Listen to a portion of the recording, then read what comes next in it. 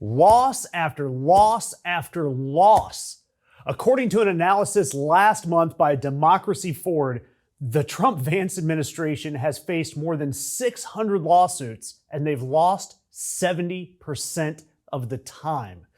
And while Pam Bondi is busy bragging about the stock market, there's a 33-year-old man inside the DOJ right now telling the nation's top federal prosecutors to fall in line or get out. His name, Akash Singh. He is the Associate Deputy Attorney General. And according to Bloomberg Law, during a weekly video call with all 93 U.S. attorneys' offices last month, he delivered a message that left the entire room stunned. Donald Trump is your chief client. And if you're uncomfortable with that, step aside for someone who isn't. So let me give you a little context on what that means and why it matters to all of us.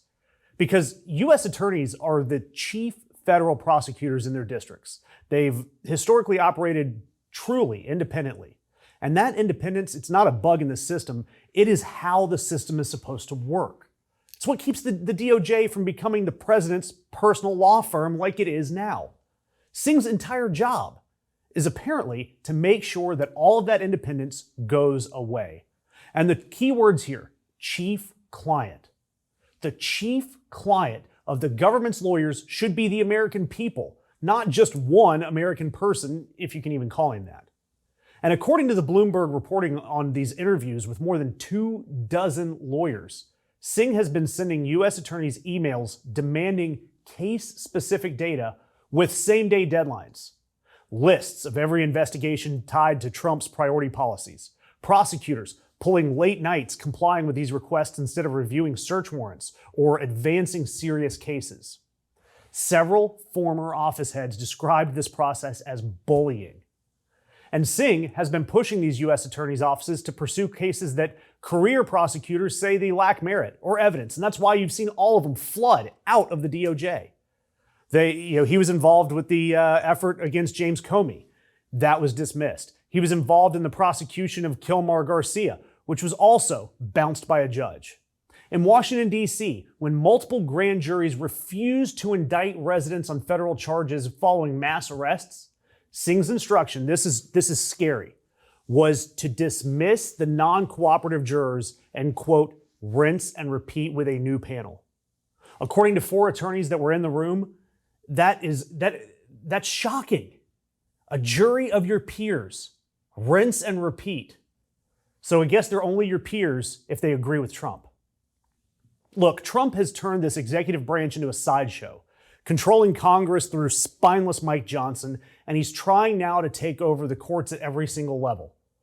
And Singh, he's been pushing prosecutors to collect examples of adverse court rulings specifically to give the White House more fodder for impeachment referrals against judges.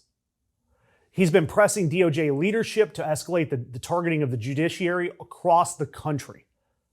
And this is the guy, last April, who pushed prosecutors in Wisconsin to bring felony charges against a sitting judge for the crime of obstructing an ICE arrest in her own courthouse.